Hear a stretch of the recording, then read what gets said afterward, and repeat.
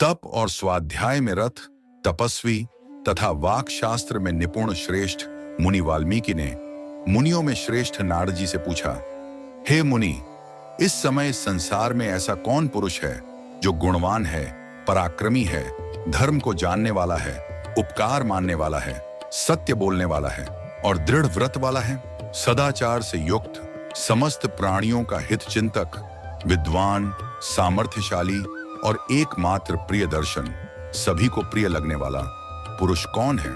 मन पर अधिकार रखने वाला, क्रोध को जीतने वाला, तेजस्वी, कांतिमान और किसी की निंदा न करने वाला पुरुष कौन है? और युद्ध में क्रोधित होने पर जिससे देवता भी डरते हैं, ऐसा पुरुष कौन है? हे महर्षि, मैं यह सब सुनने के लिए अत्यंत उत्सुक हूं। मुझे इस विषय में बहुत कौतूहल है। आप तो ऐसे पुरुष को जानने में पूर्ण रूप से समर्थ हैं। तीनों लोकों के ज्ञानी नारद जी ने महर्षि वाल्मीकि के वचन को सुनकर उन्हें संबोधित करते हुए कहा, सुनिए, और फिर अत्यंत प्रसन्न होकर बोले, हे मुनिवर, आपने जिन अनेक अत्यंत दुर्लभ गुणों का वर्णन किया है, उनमें युक्त जिस पुरुष को मैं जानता हूं, उसका वर्णन अब मैं कर रहा हूं। आप ध्यानपूर्वक सुनिए। इक्ष्वाकु वंश में उत्पन्न हुए एक ऐसे पुरुष हैं जो राम नाम से प्रसिद्ध हैं। वे ही संयमशील, महापराक्रमी, तेजस्वी, धैर्यवान और इंद्रियों के स्वामी हैं। वे बुद्धिमान, नीति में निपुण, वाणी में प्रभावशाली, सौभाग्यशाली और शत्रु विनाशक हैं।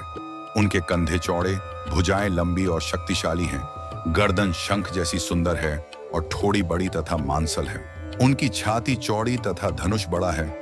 गले के नीचे की हड्डी हंसली मांस से छिपी हुई है। वे शत्रुओं का दमन करने वाले हैं। भुजाएं घुटनों तक लंबी हैं। मस्तक सुंदर है, ललाट भव्य और चाल मनोहर है। उनका शरीर मध्यम और सुडौल है। देह का रंग चिकना है। वे बड़े प्रतापी हैं। उनका वक्ष स्थल भरा हुआ है। आंखें बड़ी बड़ी हैं।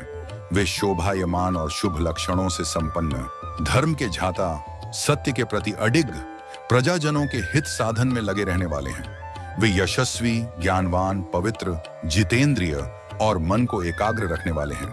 प्रजापति के समान पालक, श्री संपन्न, वैर विनाशक और जीवों व धर्म के रक्षक हैं।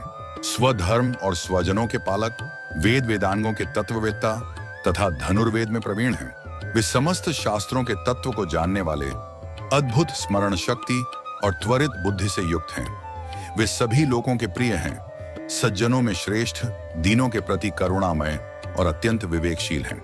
जैसे अनेक नदियां समुद्र में जाकर मिलती हैं, वैसे ही सदा साधुजन श्री राम से मिलने आते हैं। वे आर्य हैं, सबके प्रति समान भाव रखते हैं और उनका दर्शन सदा प्रिय लगता है। श्री राम सभी गुणों से संपन्न और माता कौशल्या के आनंद को बढ़ाने वाले हैं। गंभीरता में समुद्र के समान और धैर्य में हिमालय के समान हैं। श्री राम पराक्रम में विष्णु के समान, सौंदर्य में चंद्रमा के समान, क्रोध में कालाग्नि के समान और क्षमा में पृथ्वी के समान हैं। त्याग में कुबेर के समान और सत्य में धर्म के समान हैं। ऐसे श्रेष्ठ गुणों से संपन्न, सत्यपरायण और सद्गुणशाली अपने प्रियतम ज्येष्ठ पुत्र श्री राम, जो प्रजा के हित में सदैव संलग्न रहते थे और प्रजा वर्ग के हित के इच्छुक थे, राजा दशरथ ने प्रेमवश उन्हें युवराज पद पर अभिषिक्त करने की इच्छा की।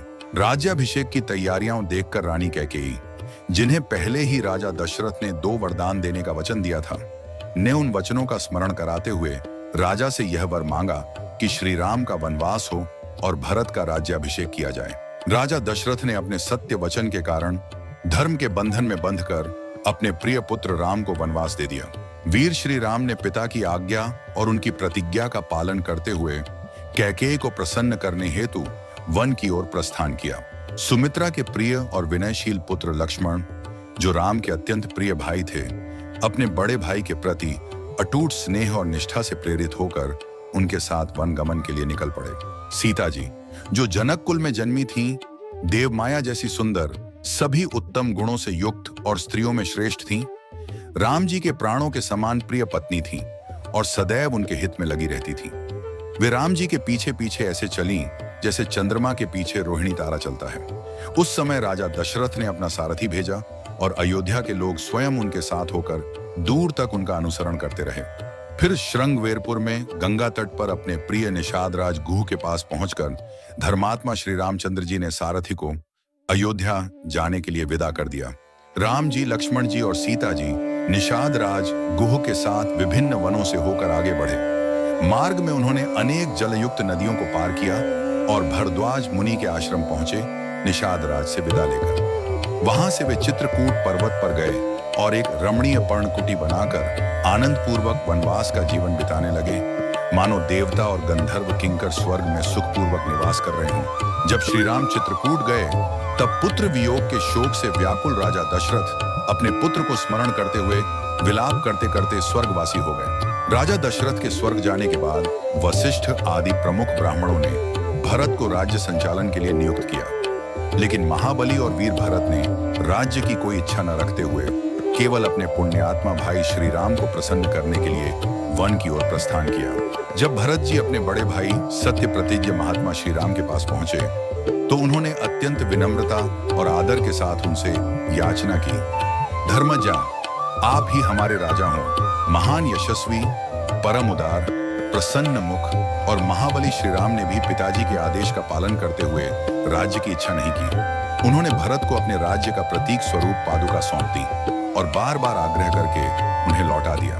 भरत जी अपनी अधूरी इच्छा राम जी को अयोध्या लाकर राजा बनाने की को हृदय में रखते हुए राम जी के चरणों की प्रतीक खड़ाऊं लेकर नंदीग्राम लौट आए। वहां वे राज सिंहासन पर नहीं बैठे बल्कि राम जी के आगमन की प्रतीक्षा करते हुए नंदीग्राम से ही राज्य का संचालन करने लगे। जब भरत वापस लौट गए तब सत्य प्रतिज्ञ और इंद्रियों पर विजय प्राप्त किए हुए श्री राम ने वहां से नागरिकों का आना जाना देखकर उनसे बचने और एकाग्रता बनाए रखने के लिए दंडकारण्य में प्रवेश किया। उस महान वन में पहुंचने पर कमल नयन राम ने विराट नामक राक्षस का वध किया और शरभंग, सुतीक्षण, अगस्त्य मुनि तथा अगस्त्य के भ्राता का दर्शन किया।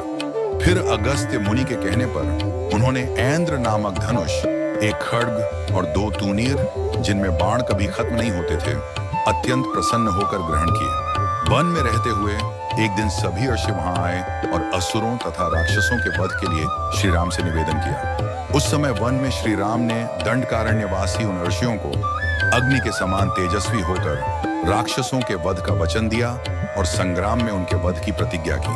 वहां रहते हुए श्री राम ने इच्छानुसार रूप बनाने वाली जनस्थान निवासिनी शूर्पणखा नामक राक्षसी को लक्ष्मण के द्वारा उसकी नाक काटकर क्रूप कर दिया।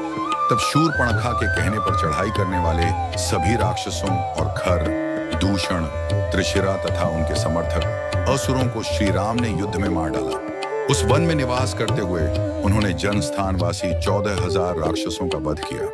अपने परिजनों कुटुंब के वध का समाचार पाकर रावण क्रोध से मूर्छित सा हो गया। इसके बाद उसने मारीच नामक राक्षस से सहायता मांगी। यद्यपि मारीच ने यह कहकर कि रावण, उस बलवान राम के साथ तुम्हारा विरोध उचित नहीं है, रावण को कई बार रोका, लेकिन समय के प्रभाव काल चक्र से प्रेरित होकर रावण ने मारीच की बातों को अनसुना कर दिया और उसे साथ लेकर राम के आश्रम की ओर चल पड़ा। मायावी मारीच के छल से उसने, रावण ने, उन दोनों राजकुमारों राम और लक्ष्मण को आश्रम से दूर भेज दिया और स्वयं श्री राम की पत्नी सीता का अपहरण कर लिया। जाते समय मार्ग में विघ्न डालने के कारण उसने जटायु नामक गृध्र का वध कर दिया।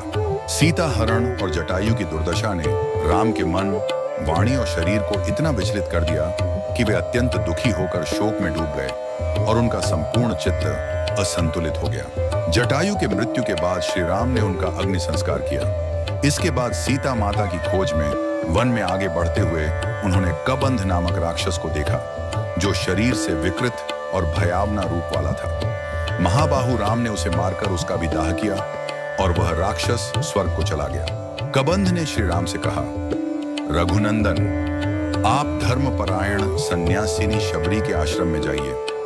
उसने शबरी का पता भी बताया और यह भी कहा कि वह एक श्रेष्ठ तपस्विनी और पुण्यवान साध्वी है। शत्रुओं का विनाश करने वाले महान तेजस्वी दशरथ नंदन राम जब शबरी के आश्रम पहुंचे तो शबरी ने अत्यंत भक्ति और आदर से उनकी पूजा अर्चना की। पंपा सरोवर के तट पर श्री राम का वानरों में श्रेष्ठ हनुमान से मिलन हुआ। हनुमान के कहने पर उनकी भेंट सुग्रीव से भी हुई। फिर महाबली राम ने प्रारंभ से लेकर अब तक जो कुछ घटित हुआ था, विशेष रूप से सीता की कथा सहित, वह सब विस्तार से सुग्रीव को सुनाया। जब राम ने अपना सारा वृत्तांत सुग्रीव को सुनाया, तो सुग्रीव ने उस पर विश्वास करते हुए हृदय से राम के प्रति स्नेह और मित्र भाव प्रकट किया। उन्होंने अग्नि को साक्षी बनाकर यह वचन दिया कि वे सदा राम के मित्र और सहयोगी रहेंगे। तत्पश्चात वानर राज सुग्रीव ने अपने और वाली के बीच हुए वैर की पूरी कथा दुखी होकर श्री राम को सुनाई। उस समय राम ने वाली को मारने की प्रतिज्ञा की। फिर वानर सुग्रीव ने वहां वाली के बल का वर्णन किया, क्योंकि सुग्रीव को राम के बल के विषय में बराबर शंका बनी रहती थी। राम का विश्वास प्राप्त करने के लिए सुग्रीव ने दुंदुभि दैत्य का महान पर्वत के समान विशाल शरीर दिखाया। महाबली महाबाहु श्री राम ने तनिक मुस्कुराकर उस अस्थि समूह को देखा और पैरों के अंगूठे से उसे 10 योजन दूर फेंक दिया। फिर एक ही महान बाण से उन्होंने अपना विश्वास दिलाते हुए 7 ताल वृक्षों को और पर्वत तथा रसातल को भी भेद डाला। तदनंतर राम के इस कार्य से महाकपि सुग्रीव मन ही मन प्रसन्न हुए और उन पर विश्वास हो गया।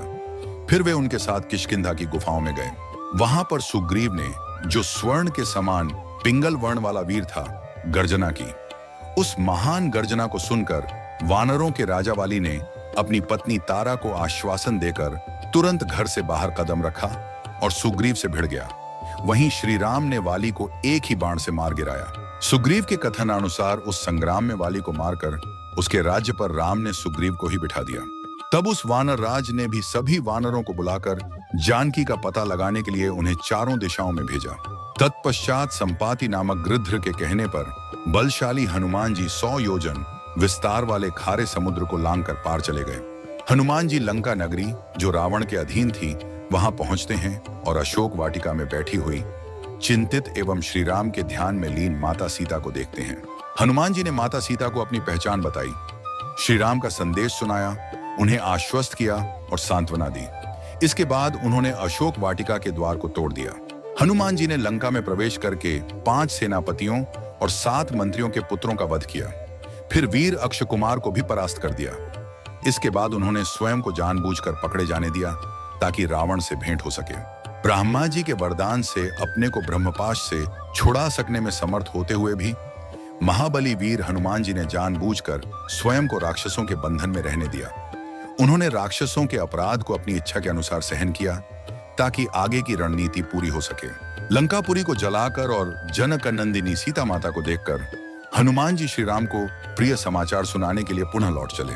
अपरिमित बुद्धि वाले हनुमान जी ने वहां पहुंचकर भगवान राम की प्रदक्षिणा की और सत्य निवेदन करते हुए कहा, मैंने सीता जी का दर्शन किया है। भगवान राम सुग्रीव के साथ समुद्र के किनारे पहुंचे और सूर्य के समान तेजस्वी अपने बाणों से समुद्र का परीक्षण किया। तब नदीपति समुद्र ने अपना रूप प्रकट किया।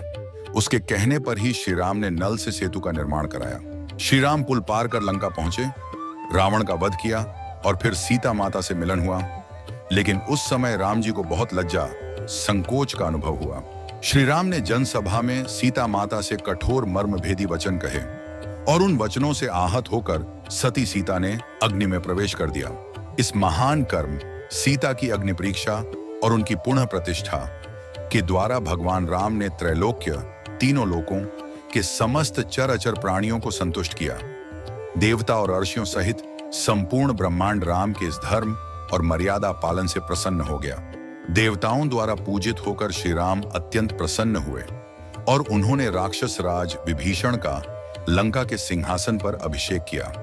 उन्हें कृतार्थ महसूस हुआ और इस विजय के बाद उनके आनंद की सीमा न रही।